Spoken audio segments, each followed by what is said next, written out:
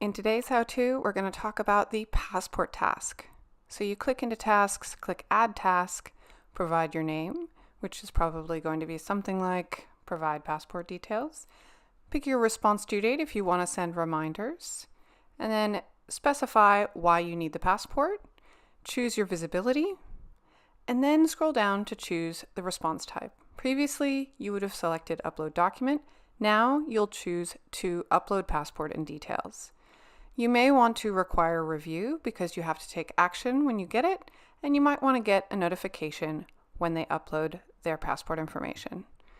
Once you've saved that, you can click into responses, and if you have people who are already going on the trip, you can view as them to see what it will look like for your traveler.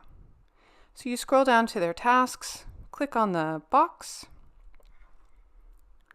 and then select their information and complete it as they would to experience what your travelers will have to do when they're given this type of task.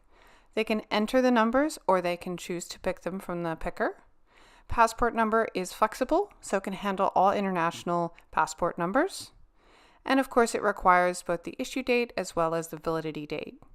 Now we know that people can always make mistakes when they're entering this type of information. And so that is why we also require that they must add a file.